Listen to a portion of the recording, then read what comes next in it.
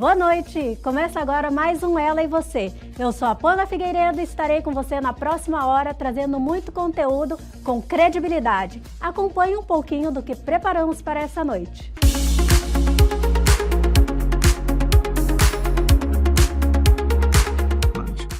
Então, eu acho que o que a gente está conseguindo trazer de inovação, a gente está colocando no festival, que é o que você falou, ele vai além da música.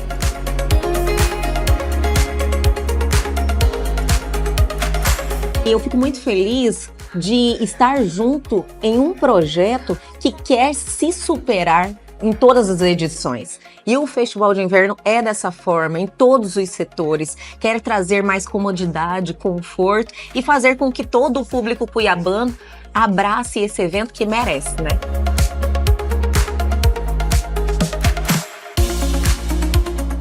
A mudança constitucional previu algumas alterações no cálculo da aposentadoria. E nós tínhamos o Plano Real, que foi implantado em julho de 94. Em 99 nós tivemos uma lei, que foi a Lei 9.876.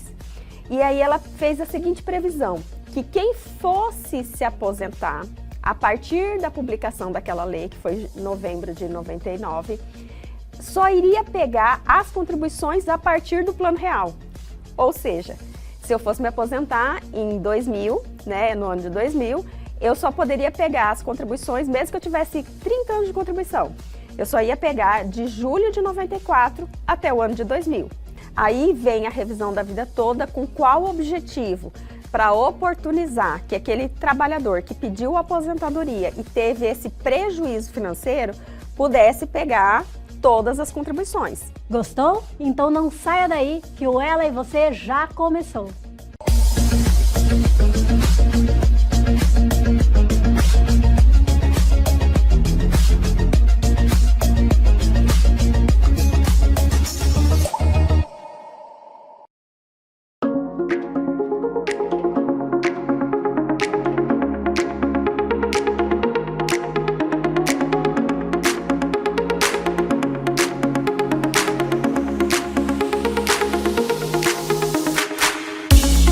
O Ela e Você de hoje está na Gênios Publicidade para a coletiva de imprensa do Festival de Inverno e nós vamos mostrar tudo o que rolou aqui para você.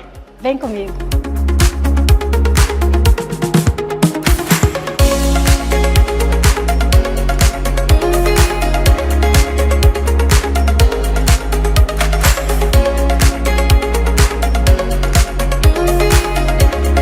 Estou aqui com o Júnior Braza, da Gênios Publicidade, e que está envolvido diretamente com o Festival de Inverno. Braza, o Festival de Inverno já é uma tradição para os matogrossenses, né? Ele vai muito além de música, não é só show. O que mais agrega ao Festival de Inverno? Então, o festival tradicionalmente, né, ele está na 37ª edição esse ano. Ele tradicionalmente tinha um circo. Né? No começo ele tinha um circo onde aconteciam atividades culturais, mostras de cinema e uma das exigências do prefeito Osmar e do secretário Gilberto Mello, quando contratou a gente, foi manter essa tradição. No primeiro ano a gente ainda fez uma espécie de circo lá e aí a gente abandonou esse formato porque o evento ganhou uma dimensão que não cabia mais. E agora a gente usa espaços dentro da cidade, próximo à praça de eventos, onde a gente faz as atividades culturais, oficinas e diversas coisas, né, mostra de cinema, tudo ligado à história do festival.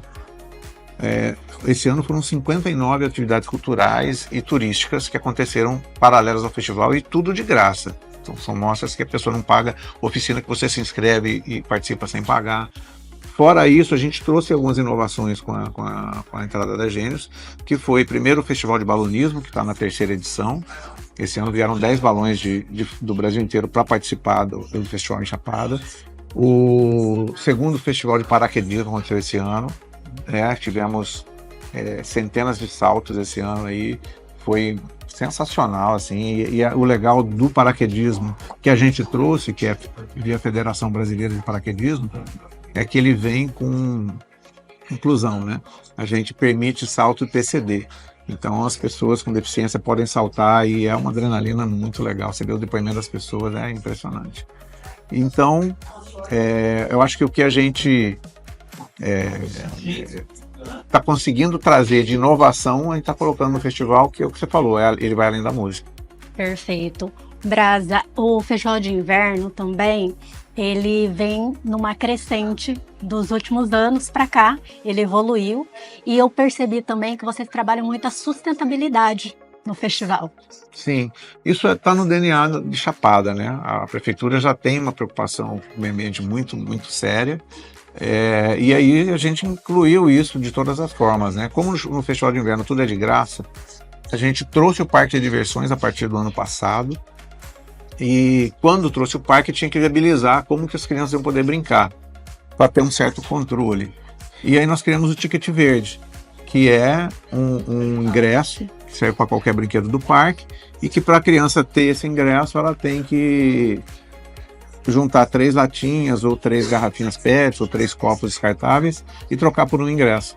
Então isso criou uma educação ambiental nas crianças, né? Ajuda a ter essa valorização de respeito ao meio ambiente, e criou o Ticket Verde, que é uma coisa, o evento fica mais limpo, a criança começa a entender o valor do meio ambiente e viabilizou o nosso parque, que é de graça, ser organizado, né, e gerar um controle para o ingresso. Perfeito. A 37ª edição, vocês fizeram um trabalho de marketing fantástico, lançando em Nova York, num dos lugares onde tem mais divulgação. Sim. Né? Um dos metros quadrados mais desejado por todos. O que vocês estão preparando para a edição de 2025? Então, cara, o lançamento na Times Square foi emblemático, né? Ele deu uma mídia espontânea absurda para o festival, deu essa dimensão internacional que o festival ainda não tinha. Nós começamos a ter assédio do mundo inteiro, né, de sites, de eventos, de gente que queria divulgar o festival. Isso deu essa dimensão, tanto que nós tivemos turistas do exterior esse ano no Festival de Inverno. Então, foi muito gratificante ter feito esse trabalho.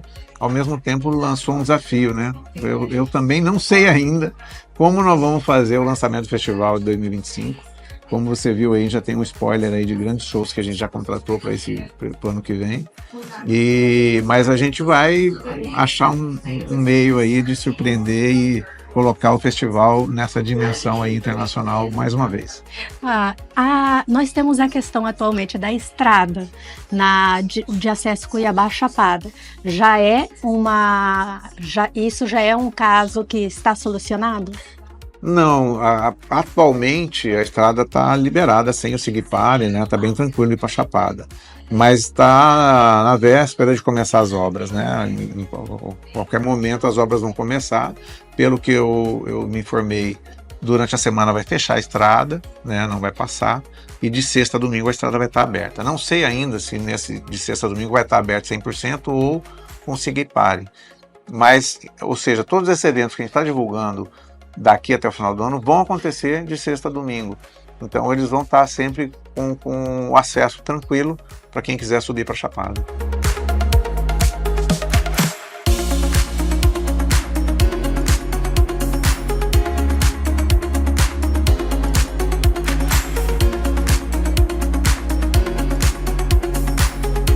Estamos aqui na coletiva da prestação de contas do Festival de Inverno, e a Elga é proprietária da Prime Eventos, que lidera todo o setor de bangalôs e camarotes do evento. Já são 3 anos que vocês vêm nessa remada, 3 anos, né? Sim, estamos aí com esse desafio, com esse maravilhoso desafio, porque trazer o Festival de Inverno, que é um evento que está dentro do coração de cada um dos mato-grossenses, para esse patamar que ele está agora, realmente é algo maravilhoso.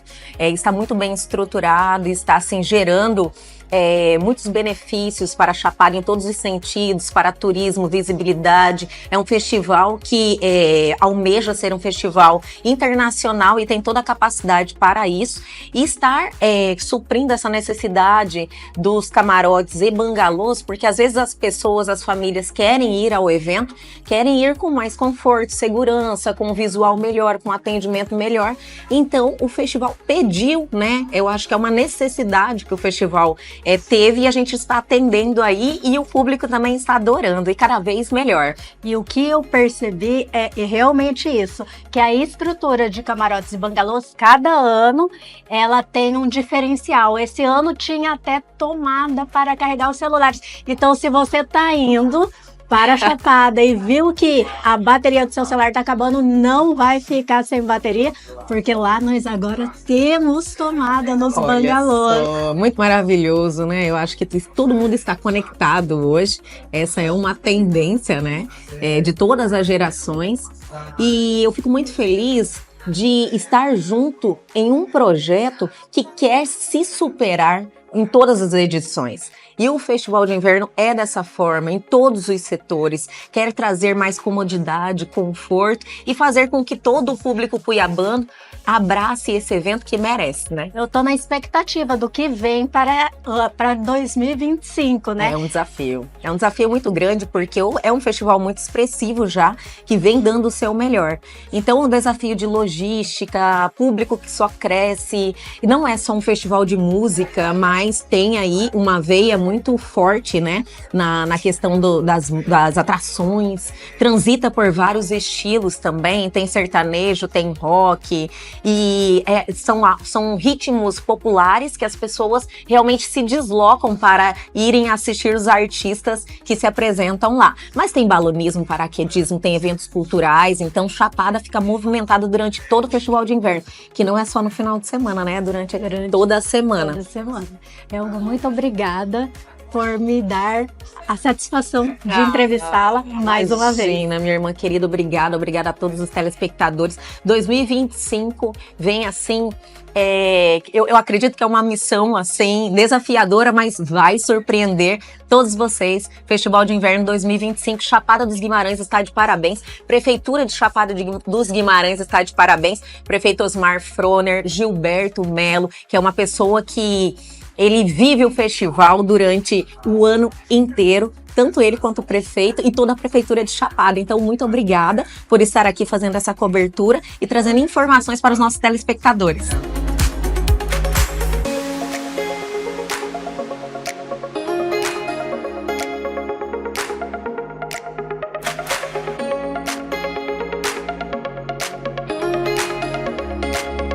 Estou aqui ao lado da Karine Borges, da Gênios Publicidade, que também está na produção desse evento grandioso que é o Festival de Inverno. Karine, conte pra gente um pouquinho da particularidade desse evento, como é o por detrás dos bastidores, exatamente. Tá. Esse festival é um festival que a gente organiza com bastante antecedência, né? Até a questão das atrações. São mais de 16 dias de evento. Então, a gente tem que fazer com muita antecedência a montagem. Graças a Deus, a gente tem uma participação muito grande dos nossos fornecedores. E foi um recorde de público, mais esperado que o ano passado. E nós conseguimos acertar nos artistas. Maravilha! Chapada está aí numa ascensão de eventos. Muito. Quais os próximos eventos que a gente pode esperar? Olha, o próximo que nós temos agora mês que vem, que é o Festival da Cerveja. No outro mês, nós já temos o Festival Disco, que é um flashback com 3 atrações internacionais.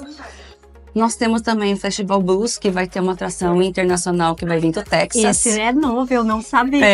Fiquei sabendo agora. É bastante. Uma vez por mês a gente vai ter algum festival. Sim. Sempre para trazer o turismo para a Chapada dos Guimarães. E ainda tem o final do ano, né? Final tem do programação. Final do ano a gente tem. Eu já espero a programação do final de ano. No final do ano a gente tem o Natal Luz também, que a gente já fez no ano passado, né? Uma decoração especial, mas esse ano vem mais especial ainda com atrações todos os finais de semana. O que podemos esperar para virar desse ano? Porque tá no calendário também do Mato Grossense, o Réveillon de Chapada. Qual a programação para esse ano? Não precisa dar spoiler, mas só por cima, algo por cima. Olha, podemos dizer que vão ser 5 dias de Réveillon intenso. 5, ano 5 passado dias. foram 3. Isso, gente, nossa programação vai ser 5 dias. Eu não posso revelar ainda quais vão ser a Mas programação, atrações, mas As atrações, só fala o segmento pra gente das atrações. vai ser um pouco variado. Variado, vai atender O todos os públicos. o gosto de todo mundo, vai. Perfeito. Então, você que tá aí, já se programe para o Réveillon de Chapada, porque a expectativa é esgotar os Alex. Novamente, queremos todo mundo lá junto com a gente.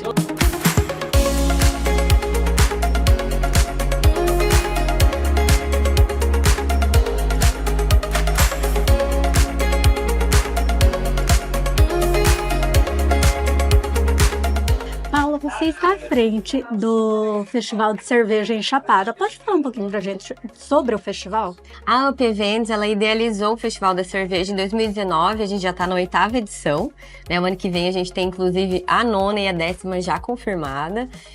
O Festival da Cerveja é um evento cultural, gastronômico, para dar palco para as cervejarias do nosso estado mesmo. Agora ele tomou uma dimensão maior, que a gente está recebendo cervejarias de fora, inclusive. E eu estou muito feliz pelo apoio de Chapada dos Guimarães nesse evento, para tornar esse evento maior ainda, turístico, né? Juntando ali com a força do turismo de Chapada. É isso. Perfeito. Você comentou que o festival sempre ocorre em 7 de setembro. Por que essa data? Esse foi um projeto de lei criado pela Prefeitura de Chapada, pra gente colocar no calendário, né? Chapada hoje ele vem com um calendário de eventos super legal, quase todo mês tá tendo evento em Chapada, né? E então ficou todo o feriado de 7 de setembro, Chapada dos Guimarães vai receber uma edição do Festival da Cerveja. Ai, que maravilha. A programação em relação aos shows é bem diversificado. Nesse ano nós temos Renato Teixeira e Skank. Como vocês fazem essa programação que vocês agradam a todos? Exatamente, são todos os públicos e todas as idades, a gente pensa assim também, né? A cerveja artesanal, ela tá bem abrangente. Então, além de atrações nacionais, a gente sempre também é uma regra dar palco para as nossas atrações regionais. Então, a gente quer unir no palco aí o Brasil inteiro, né? Mas, assim, a cerveja artesanal, ela vem muito do palco do rock, né? E a gente mantém essa linha, mas para unir o nosso sertanejo, uma coisa mais cultural aqui em Cuiabá, a gente traz um pouco do sertanejo raiz e o sertanejo local aqui também.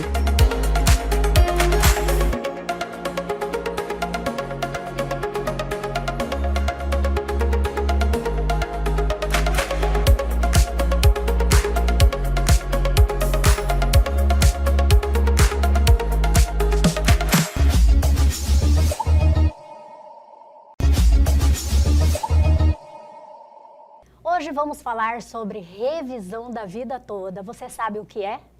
Para nos responder essa pergunta, trouxemos ela, que é professora e especialista em Direito Previdenciário, doutora Giselda Natália, que já esteve outras vezes aqui conosco, inclusive falando sobre revisão da vida toda, né, doutora? Sim. Mas, porém, hoje ela vai nos trazer atualizações e nos relembrar sobre como começou toda esse esquema da revisão da vida toda, né? Bem-vinda, doutora, satisfação. Eu tenho interesse, né? Estou prestes para me aposentar também, então quero saber tudo sobre essa questão da revisão da vida toda e o que todos os nossos telespectadores têm direito, o que podem fazer ainda, o que eles podem procurar, onde procurar e tudo mais. Então seja muito bem-vinda. Obrigada, né? É uma satisfação estar aqui com vocês, é muito importante as pessoas começarem a receber um pouco mais de esclarecimento, porque ainda existem muitas dúvidas a respeito da revisão da vida toda. Doutora, agora vamos tentar transmitir para o nosso telespectador da forma mais simples possível, porque às vezes nós começamos a falar determinados termos, né? E acaba que eles não entendem. Mas vamos lá. O que é a revisão da vida toda? Bom, quando nós tivemos a emenda 20, o que aconteceu? A mudança constitucional previu algumas alterações no cálculo da aposentadoria. E nós tínhamos o Plano Real, que foi implantado em julho de 94, tanto é que esse ano completou os 30 anos do Plano Real. E antes de 94, nós tínhamos uma série de índices de inflação. Após a emenda, que foi em 98, em 99 nós tivemos uma lei, que foi a Lei 9.876. E aí ela fez a seguinte previsão, que quem fosse se aposentar, a partir da publicação daquela lei, que foi em novembro de 99, só iria pegar as contribuições a partir do Plano Real. Ou seja, se eu fosse me aposentar em 2000, né, no ano de 2000, eu só poderia pegar as contribuições, mesmo que eu tivesse 30 anos de contribuição. Eu só ia pegar de julho de 94 até o ano de 2000. Ou seja, se eu tivesse boas contribuições relevantes anteriormente, isso não faria diferença. Então, nós tínhamos pessoas que foram prejudicadas porque elas não pegaram todo o período contributivo. Ela pegou o tempo, mas não o valor das contribuições. Então, aquelas pessoas que contribuíram o teto... E principalmente somado a quê, né? Porque daí a gente tem que fazer uma retrospectiva. Logo que a gente teve ali o mandato do Fernando Henrique, nós tivemos muitas privatizações. Então, nós tivemos uma mudança de comportamento social dos trabalhadores, né? Muitas pessoas estavam em empresas públicas, estavam com bons salários, e aí, simplesmente, a partir de 94, 95, 96, que foram tendo as privatizações, essas pessoas começaram a declinar na contribuição. Então, para quem vai se aposentar depois de 99 e pega uma contribuição menor de 94 para frente, tem o prejuízo no valor do rendimento. E aí isso prejudica a maioria dos trabalhadores, principalmente classe média, porque essas pessoas estavam num valor, aí começa a diminuir a contribuição, só que na hora da aposentadoria você não pega toda a contribuição, você pega só o final e prejudica, né? Doutora, isso significa que aquelas pessoas que, vamos dizer que aposentavam com 30 anos de contribuição, né? 25 anos antes, aquilo se perdeu no tempo? Se perdeu a contribuição. Eu só vou usar os valores a partir do Plano Real. Aí vem a revisão da vida toda com qual objetivo? Para oportunizar que aquele trabalhador que pediu aposentadoria e teve esse prejuízo financeiro pudesse pegar todas as contribuições. E aí, automaticamente, se eu junto todas e faço a divisão, eu dou um rendimento maior, né? E isso para as pessoas que estavam contribuindo bem antes de 94. Para quem não estava contribuindo bem antes de 94 e só começou a contribuir bem depois de 94, não fez diferença, porque a pessoa saiu numa renda melhor, né? Agora, a grande maioria dessas pessoas estava com uma renda muito melhor antes, e foram prejudicadas porque não foi utilizada essa contribuição. E aí a revisão veio com esse objetivo, possibilitar pegar as contribuições anteriores.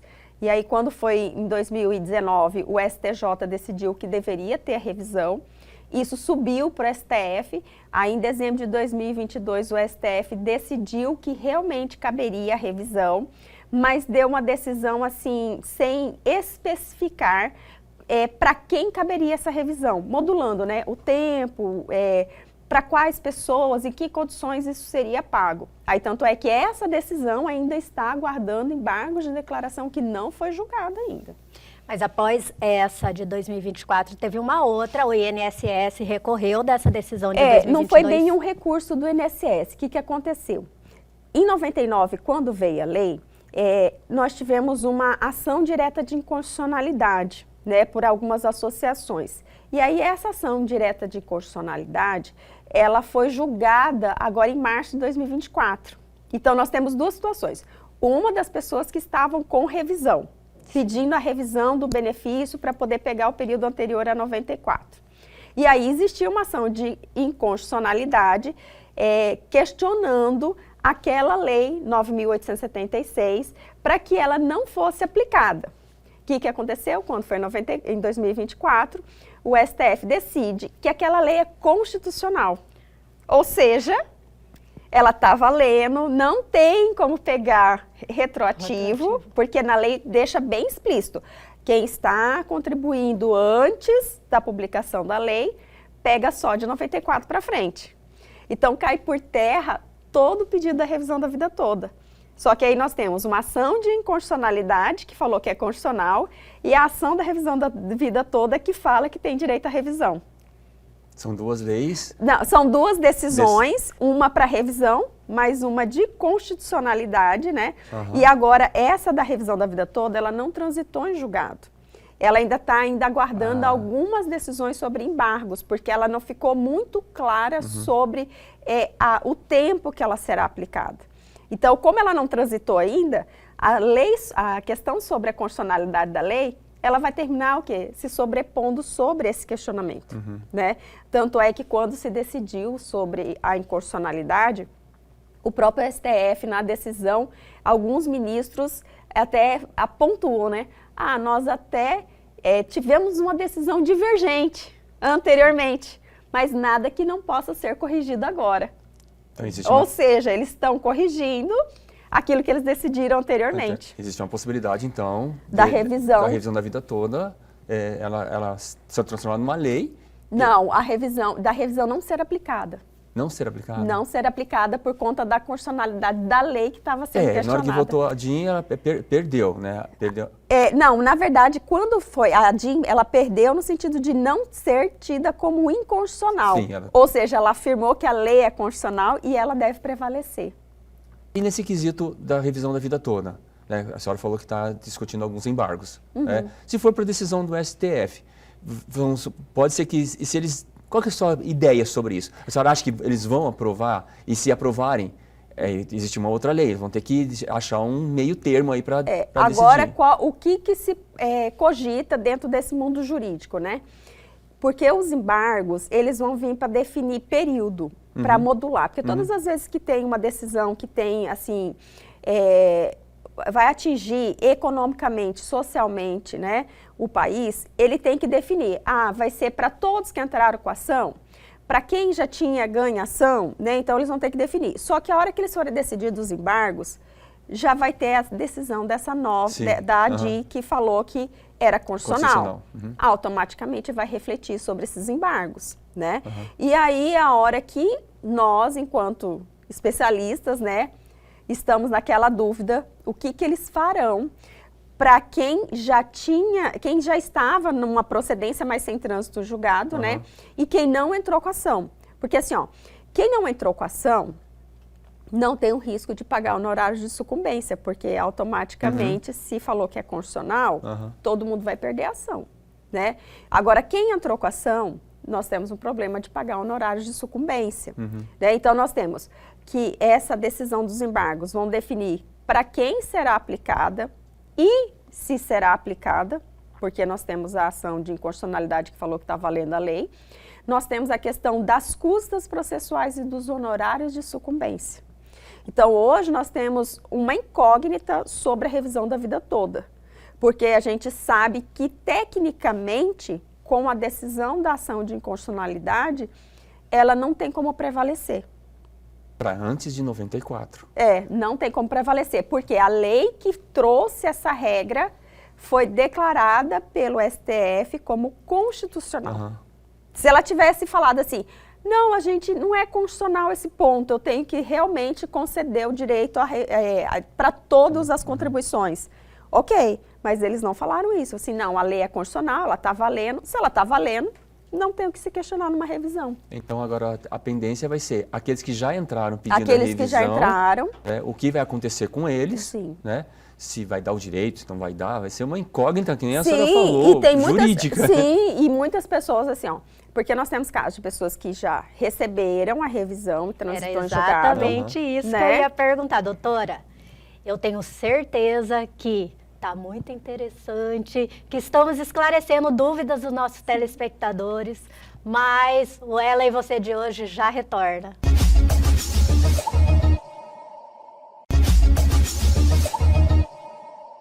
Estamos de volta com essa pauta super interessante e a doutora Giselda Natália está nos esclarecendo tudo sobre revisão da vida toda, né, doutora? Paramos nas pessoas que receberam a tutela e já receberam o valor, né, já foram beneficiados com o valor da revisão da vida toda. Sim, as pessoas que já estavam com ação, que transitou em julgado, ok, ato jurídico perfeito. Essas pessoas não têm o que devolver porque já transitou em julgado, né? E ainda se não tiver uma ação rescisória por parte do INSS. Agora, as pessoas que estão recebendo por tutela antecipada, isso também vai ser objeto dos embargos, porque que o STF ainda tem que decidir. Porque como essas pessoas estão recebendo o benefício, que pode ser que elas não tenham direito depois do reconhecimento da constitucionalidade da lei, que aconteceu em março desse ano, essas pessoas teriam que devolver. Só que o detalhe, essas pessoas estavam recebendo de boa fé, né? Havia o crédito que realmente caberia à revisão da vida toda. Então, tudo isso ainda está sendo questionado. E aí, as pessoas que não estavam recebendo nenhum benefício ainda, nenhuma revisão, o questionamento vai ser sobre custas processuais, sobre honorários de sucumbência, porque nem todas essas pessoas estão beneficiárias da justiça gratuita. Então, é uma das coisas que a gente tem que sempre ponderar, né? Quando você entra com a ação, você é beneficiário ou não da justiça gratuita em relação aos custos processuais, porque não é só os honorários do seu advogado que você tem que pagar, né? Tem toda uma despesa embutida ali naquela ação. Doutora, eu só quero esclarecer para os nossos telespectadores que eu mencionei tutela antecipada. Tutela antecipada é apenas o direito antecipado Sim. a receber aquele valor que está sendo discutido, né? Porque muitas vezes a gente pede para que o juiz já antecipe, porque como é verba alimentar, você pede para antecipar a sentença, o resultado dela, porque a pessoa precisa daquele valor. Só que quando for julgado e finalizado o processo, né, você já está recebendo parte do seu benefício. Só que nesse caso, como a gente vai ter o problema da adequação, principalmente porque foi dado como constitucional a regra de se pegar só as contribuições de 94 para cá, essas pessoas teriam que devolver o que receberam, né? E aí fica a nossa preocupação, porque nós acreditamos, porque em situações semelhantes o STF já decidiu no sentido de não ter que devolver, né?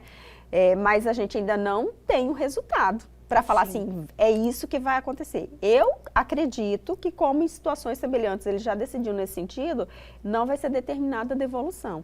Até porque as pessoas não agiram de má fé, elas acreditavam no direito da revisão da vida toda. Exatamente. Imaginando porque são pessoas já de certa idade que estão Sim. aposentadas. Imagina assim, a insegurança jurídica que está gerando a insegurança na vida das pessoas, não é? Imagina ela... Sim, tem pessoas que já estão recebendo a revisão da vida toda por 5 anos. Tem pessoas que já fizeram dívidas com a revisão da vida toda. Tanto é que quando se fala da revisão da vida toda, uma das orientações que a gente sempre dá é não faça dívida com isso. A gente não sabe exatamente qual será o resultado final. A gente acredita no direito, mas nós não sabemos qual vai ser a decisão final. Né? Porque a gente não pode dizer, você vai ganhar e pronto, acabou. Sim. A gente é meio, né? Sim. O resultado final, quem vai dar é o STF. 50%, né? Sim. Você tem 50% para não e 50% para sim, né? Mas é melhor não arriscar e não fazer dívida, não gastar o dinheiro antes de ter ele O no melhor é bolso. você procurar a doutora Giselda, né? E falar o que eu devo fazer. Tirar todas as suas dúvidas, né? Exatamente. Falando agora sobre essas pessoas e falar de idade, né? Uma questão que é interessante, porque hoje o homem se aposenta dependendo do 65 órgão, anos. 65 anos e a mulher 62. 62. Isso. Mas nessa época da lei, né? Era também dessa mesma faixa etária? Sim, o que aconteceu? Em 98, nós tivemos aí algumas mudanças em relação à aplicação do fator previdenciário, mas não existia ainda uma lei determinando uma idade fixa. Isso só veio acontecer depois da emenda constitucional 103. Tá? Então, de 99, 2000, 2001 e até 2019, quando a gente tem a emenda 103, as pessoas se aposentavam desde que elas tinham tempo de contribuição. Então, a pessoa podia ter se aposentado com 50, 55 anos, né? Hoje a gente sabe que a regra é 65 e 62, mas lá em 99 para frente, muitas pessoas ainda se aposentaram com uma idade reduzida, né? Então, essas pessoas, às vezes, estão aposentadas lá desde os 50 anos, pediram a revisão da vida toda, esse processo foi se arrastando, se arrastando, se arrastando. Hoje, elas aí estão com 70, 65 anos e muitas delas já estão recebendo por tutela. Então, pode ter acontecido isso.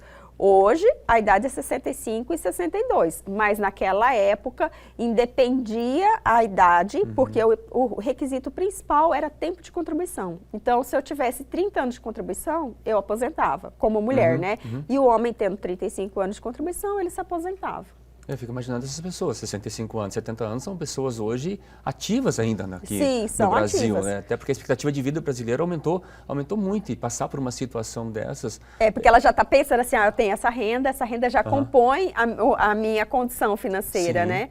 Então, vai fazer falta. É muito difícil eu falar, pode até aconselhar, olha, não use esse dinheiro, porque ainda está numa insegurança jurídica, coisa parecida, mas no dia a dia, sabe, nas condições do que a gente vive, é difícil a pessoa não fazer conta com isso, É quase impossível, pela própria necessidade, porque se a pessoa já aposentou não muito bem, a hora que ela tem um recurso a mais, a primeira coisa que ela vai fazer é medicação, tratamento médico, é a né? fase, né, que a gente precisa de mais assistência, né? Demais. E é a fase que as pessoas, grande maioria foi prejudicada, né, com o Plano Real e essa decisão de não valer todo o recolhimento de 94? Anterior ao Plano Real, né? Anterior ao Plano Real. E hoje em dia, muitas estão se encontrando aí prejudicadas por essa mudança, né, doutora? Sim, infelizmente. Doutora, teve casos de pessoas que pediram a revisão da vida toda e hoje recebem menos. Sim, isso também aconteceu. Por isso que é muito importante, antes de fazer qualquer pedido de revisão, analisar se realmente é interessante pedir uma revisão ou não, né? Ah, não, vou fazer a revisão porque vai gerar um bom benefício, né? Uma boa renda. Se tiver tido qualquer falha no procedimento administrativo, porque primeiro você faz o requerimento administrativo e depois o judicial, né? E aí, se lá no administrativo teve qualquer falha e isso pode ter uma repercussão na sua renda, não faça a revisão, né? Porque às vezes teve alguma contribuição, alguma informação que foi lançada de forma errada, ele pode ser revisto na totalidade e a pessoa ter redução do rendimento, né? Eu já vi situações, às vezes, deles terem lançado no sistema como mulher e era um homem se aposentando, então muda 5 anos aí na exigência de tempo e de idade, né? Muda o cálculo, e aí a pessoa reduzir o valor da renda, ou então, às vezes, na hora de fazer o cálculo, a sistemática de cálculo, teve duplicidade de renda, porque eu já vi isso acontecer. Por algum motivo, o sistema duplicou alguns rendimentos, então a pessoa ficou com uma renda muito alta e aí deu uma aposentadoria relevante, né? E aí, a hora que vai revisar tudo, eu falo assim, não, mas isso aqui foi lançado errado. E não tem nada que impeça o INSS de vir e falar assim, já que você pediu a revisão, revisemos. Né? Vamos revisar tudo e aí, dependendo do que for necessário, a gente tira e adequa aqui. Né? Porque ele tem autonomia para isso. Porque se você pediu a revisão, o que ele vai fazer? Você provocou, né? Você provocou, ele está ali para rever tudo. Então, antes de fazer qualquer pedido de revisão, até mesmo pensando assim, vou fazer sozinho, não vou procurar um advogado, não preciso do advogado, é só ir lá e agendar, né? Ok, você vai ter certeza do que você está fazendo, porque às vezes, se você pega um profissional, ele vai olhar tudo, e aí ele vai falar assim, vale a pena rever. Ou ele vai falar assim, não mexa no que está prontinho, arrumado aí, para você não estragar. Exatamente. Né? Vai fazer um estudo antes, até para a pessoa ficar mais segura. Mas assim, Pâmela, eu fiquei com uma dúvida, doutora. Se a pessoa pediu a revisão da vida toda e diminuiu a renda dela, né? Porque talvez ela pegou lá antes da lei. Aí tem a ADIM, que o STF falou que a lei é constitucional. A pessoa agora ela não pode entrar com uma outra ação e falar assim, olha, já que eu pedi a revisão e diminuiu minha renda, eu quero que agora que você exclua isso que está antes da lei, porque a lei agora falou que é constitucional, eu quero só dos anos para frente, porque a renda dela pode aumentar. É possível? Não, porque nesse caso, pela própria ação de inconstitucionalidade, ele já vai falar que só pode pegar de 94 para cá. Muitas pessoas tiveram a renda reduzida, não porque pegou o anterior, mas porque tinha alguma falha no sistema. Entendi. E aí essa falha no sistema pode fazer com que você reduza a sua renda. né? Entendi. Então é isso que a gente tem que ficar atento, porque às vezes a gente pensa assim, perfeito, peguei aqui a renda, tá certinho, né? E aí a hora que você faz o pedido de revisão, eles analisam tudo e veem que tem algum dado, alguma informação que não foi colocada corretamente quando dá concessão. Então, isso foram os maiores índices da redução, foi essa questão de mudança de sistema, que a gente sabe que até hoje mudar sistema gera algum tipo de erro na hora de fazer a transição. E a gente pensa assim, tá tudo na informática, tá tudo processado. Não é assim. Às vezes dá algumas inconsistências e algumas informações são lançadas de forma equivocada e isso pode gerar uma renda diferente do que você teria direito. Tá certo, estou aqui pensando numa situação, porém, vamos dar uma seguradinha, é só o tempinho da água e o Ela e Você já volta.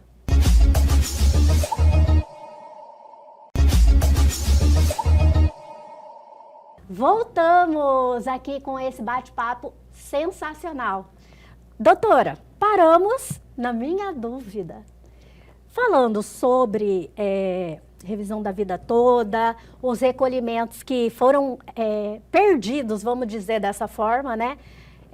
De 94, anterior a 94, não seria mais fácil a Previdência devolver esse dinheiro que foi recolhido aos que foram prejudicados? Bom, infelizmente isso não vai ser possível. Isso por quê, né?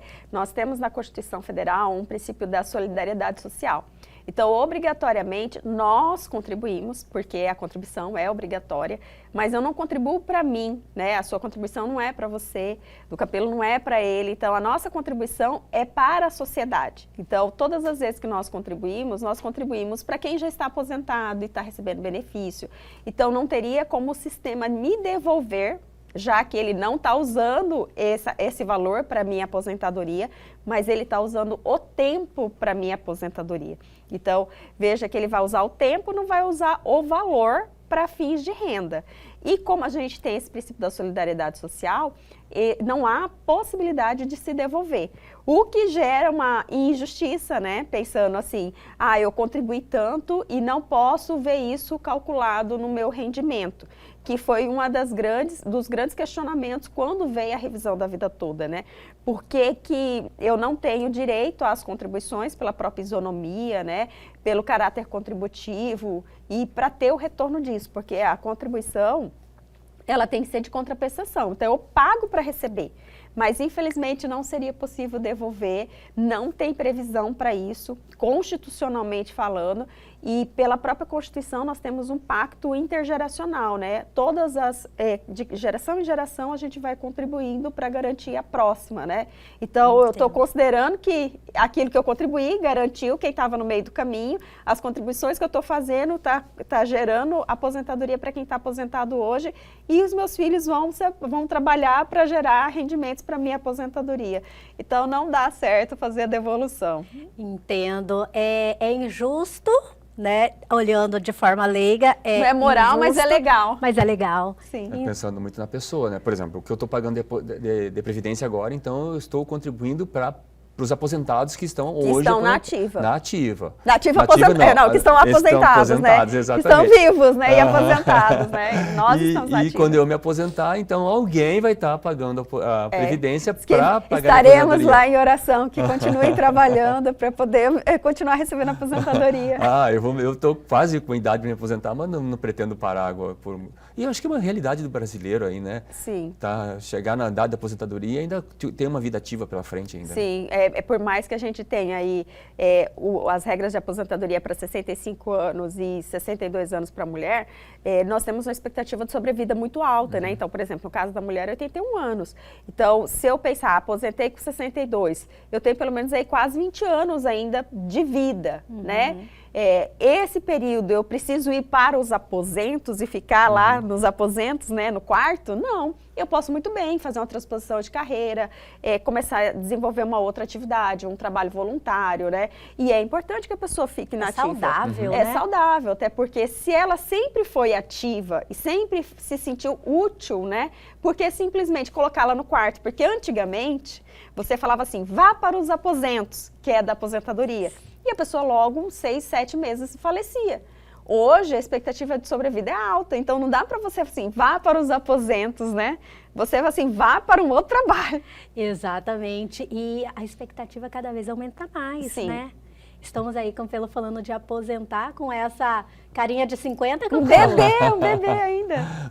Mas assim, é que as pessoas que estão na minha faixa etária estão se cuidando mais. Sim. Estão despertando essa consciência do corpo, da mente, né? Aí imagina, tá uma vida ativa, aí aposentei hoje, amanhã vou fazer o quê, sabe? Eu imagino, as pessoas podem entrar em processo de depressão, Exato. tristeza. Sim, ficar até doentes, né? Somatizar tudo isso. Aconteceu esses dias lá na academia, uma senhora de 63 anos, ela se aposentou e ela estava reclamando que está tendo falhas na mente, que agora ela não sabe o que fazer. A gente até estimulou para ela, vamos fazer uma meta agora, vai caminhar a corrida de Reis do ano que vem, ela super animou, Sim. sabe? Então são coisas assim que a gente pode estimular. Existem até empresas, né, que fazem esse trabalho para a pessoa se aposentar, para preparar a aposentadoria, né? Hoje, tanto as empresas quanto o próprio, os órgãos públicos, eles têm trabalhado a questão de qualidade de vida, né? E aí, as pessoas que estão próximas a se aposentarem, a já se planejarem, se organizarem, né? Porque nesse momento, às vezes você meio que é tomado de surpresa. Ah, mas você não sabia que ia aposentar? Sim, mas você, de repente, você está aposentado e você não se preparou para isso. Você se preparou para casar, para ter filhos, né, para concluir sua faculdade, para comprar um carro, para comprar uma casa, para fazer uma viagem, mas você não se preparou para sua aposentadoria. Ela chega, né, não demora, a gente pensa assim, demora muito, não demora. Ela chega e você fala assim, e aí agora? O que eu faço amanhã, né? Aposentei hoje, o que eu faço amanhã? Doutora, e a senhora é especialista nisso, Sim, né? Sim, por isso que é muito importante a pessoa fazer um planejamento previdenciário e principalmente no caso da revisão da vida toda, as pessoas que haviam feito um planejamento tinham uma percepção do que iria receber e até dos riscos que poderia acontecer, né? Então, se a pessoa faz um planejamento, ela se prepara. E quando a gente fala se preparar, não é assim, 2 anos antes da aposentadoria. Eu preciso me preparar assim que eu começo a trabalhar. Porque no percurso para a aposentadoria pode acontecer várias coisas. Uma maternidade, um acidente, uma doença, uma invalidez, morte. Então, assim, tem vários benefícios que eu posso pleitear até chegar à minha aposentadoria, né? Então, eu não posso pensar assim, só na idade.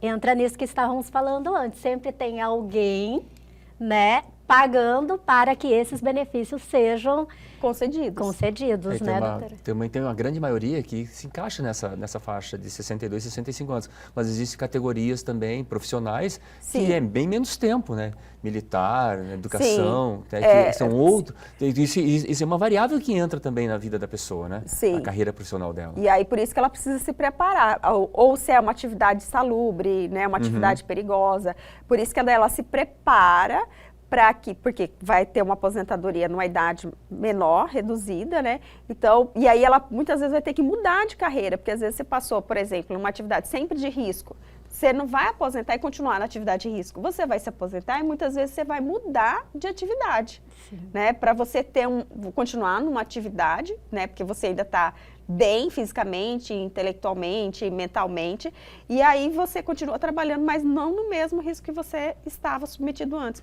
até porque seu corpo tem um limite, né? Profissionais de radiologia que se aposentam com 10 anos, né, não, de trabalho? É com 25. 25? Então, porque ele fica exposto à radiação, né? Antes tinha um tempo mais reduzido. Hoje a gente tem aí os 25 anos. Entendo.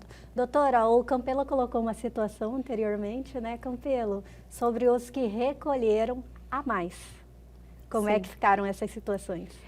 Quem recolheu a mais em relação à Previdência Social, se está dentro do período de 5 anos, né, assim, recolhi mais do que deveria, eu posso pedir restituição, né, do que eu excedi no recolhimento. Agora, quem não já passou os 5 anos, não fiz o pedido, isso já está prescrito. Não tem como requerer de volta, né? Doutora, mesmo se a pessoa está em processo administrativo e não teve solução, ela chegou aos 10 anos, ela não vai ter direito a mais? Não, o que acontece? Se você fez o requerimento administrativamente, fica suspenso a prescrição.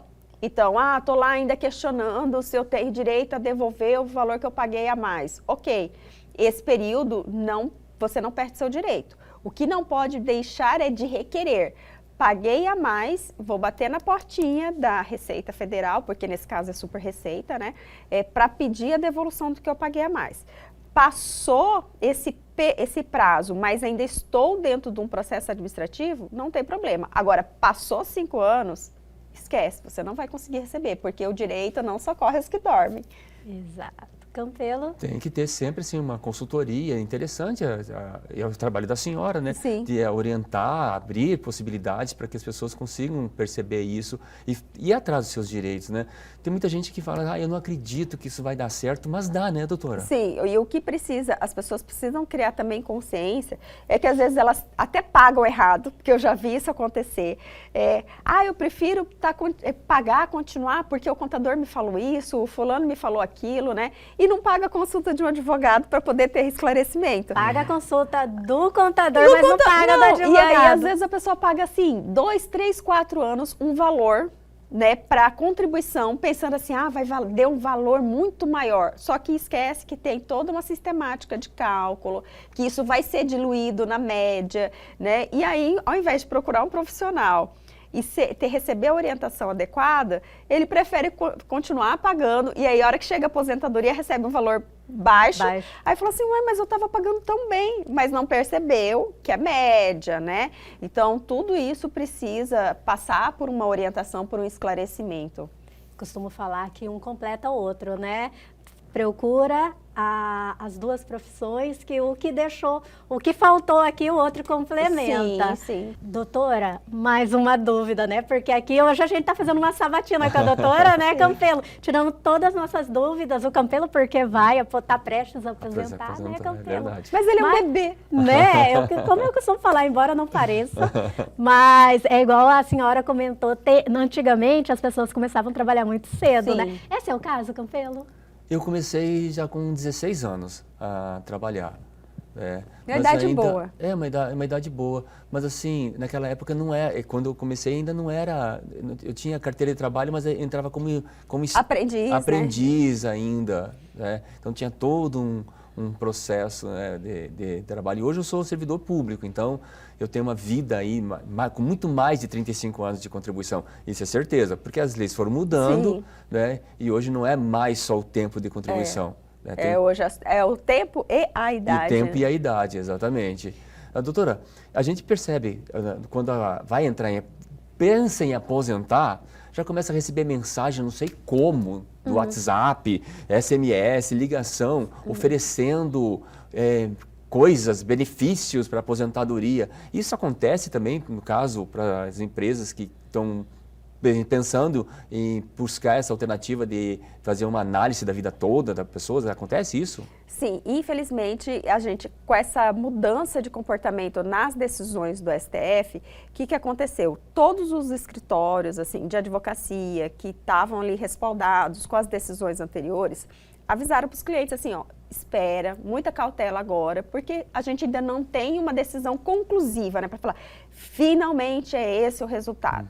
Mas aí nós temos muitas empresas que entram em contato com essas pessoas que estão nesse processo de revisão da vida toda e ficam estimulando, olha, vamos entrar com essa ação, você ainda tem que entrar com a ação, você tem que fazer isso, tem que fazer... Só que aí ela não dimensiona para o segurado, né, para quem está entrando com a revisão, que tem a revisão, qual é o custo disso. Então nós temos só o bônus. O bônus, não o ônus, e né? não falam nada do ônus. Do ônus. Então nós temos que tomar muito cuidado. Primeira coisa, se você entrou com a revisão da vida toda, procure seu advogado. Peça orientação, verifique qual é a sua situação, porque tem pessoas que entraram com a ação, já teve citação, pessoas que entraram com a ação, já teve decisão, pessoas que entraram com a ação e já teve trânsito em julgado. Então são vários tipos de situação. Para cada um, a gente tem uma orientação diferente, porque a gente não sabe qual é o estágio do processo. Então, procure seu advogado primeiro, verifique qual é a situação do seu processo e cuidado com os telefonemas, né? Porque muitas vezes as pessoas, porque elas acreditam no direito, elas querem receber o direito, elas falam assim, não, então vou receber. E vendem uma esperança, e a pessoa não tem direito. Doutora, vamos lá. Partindo do princípio que a revisão da vida toda será um benefício, será concretizado em favor dos aposentados, quem teria esse direito, na verdade não é nem o direito, né? Recomendado entrar com a ação. Só quem teve benefício concedido após a publicação da Lei 9.876 de 99, que é de novembro de 99, né, até a emenda constitucional 103, porque é o período em que tem aí a possibilidade da revisão. Agora, lembrando, quem pode rever o seu benefício? Só quem teve o benefício concedido há menos de 10 anos, né, e que estaria dentro desse período de contribuição que foi usado só de 94 para cá. Então, não é assim, todas as pessoas têm direito à revisão? Não. Se eu entrei, por exemplo, para o INSS contribuindo a partir de novembro de 99, eu já não entro nessa revisão. Agora, se eu me aposentei a partir de novembro de 99 e não se passaram 10 anos aí da minha aposentadoria, é possível uma revisão. Tá? E todas as situações, se você percebe que a sua aposentadoria está diferente, procure esclarecimentos, porque hoje a gente entra no sistema do INSS ou liga no 135, a gente agenda sozinho a aposentadoria. Só que a gente recebe às vezes o benefício e fica naquela dúvida, será que está certo ou não está certo? Né? Então, nesse momento que a gente fala, procure um profissional, esclareça suas dúvidas, né? Verifique se realmente foi colocada todas as contribuições, porque às vezes são tantas informações no processo de aposentadoria que a pessoa se perde, né? E sem uma orientação adequada, ela não sabe se está certo ou se está errado. A orientação, eu acredito que é fundamental, porque existem casos que as pessoas falam assim, nós somos do mesmo sexo, começamos a trabalhar no mesmo dia, na mesma empresa, mas ele recebe X e eu recebo Y. Eu já vi isso acontecer muitas vezes. Eu também já vi acontecer isso muitas vezes. Só que a pessoa esquece que em um determinado momento da vida dela, ela esqueceu de pagar alguma coisa, ou ela fez alguma outra coisa, tem algum detalhezinho que passou tão desapercebido que lá na aposentadoria dá uma diferença, não acontece isso? Sim, doutora? Acontece. Infelizmente, aí compara o vizinho, né? Você, mas o meu vizinho, né? Não, é bem assim. Aí tem que olhar o histórico de cada um para ver aonde que está diferente. Porque às vezes até um afastamento para assuntos particulares, Exato, né? acontece. Ou às vezes um período que reduziu a contribuição porque deixou de receber alguma gratificação, ou teve uma redução ali na carga horária, né? Por isso a importância de procurar a senhora para tirar todas essas dúvidas antes de entrar em contato, para ter uma segurança, pelo menos o importante segurança é que jurídica. você procurar um advogado especialista em previdenciário, porque assim, cada um tem que ter a sua especialidade, né? Como na medicina, na odontologia, na própria engenharia. Então, na advocacia não é diferente. A gente tem as especialidades, porque é muito peculiar. Tanto é que as pessoas falam, como que você gosta de previdenciário? Eu falo assim, eu amo previdenciário. E não, porque são muitos detalhes. Né, porque doutora? são muitos detalhes, né? Então tem que ter muito cuidado. Ela não só gosta, ela gosta de levar para frente, né? Sim. O previdenciário. Conhecimento, né? Exatamente, doutora. Mais uma vez eu quero agradecer a sua participação e estar à disposição, né? De estar conosco aqui, tirando dúvidas dos nossos telespectadores. Eu acredito que nós deixamos bem transparente, né, as dúvidas de muita gente. E o Ela e Você de hoje fica por aqui. E aproveite agora, aponte a câmera do seu celular para o QR Code que está aí na tela, vá direto para o nosso canal no YouTube, se inscreva, ative o sininho, que essa entrevista e muito mais estará lá disponível para você. Boa noite e até amanhã.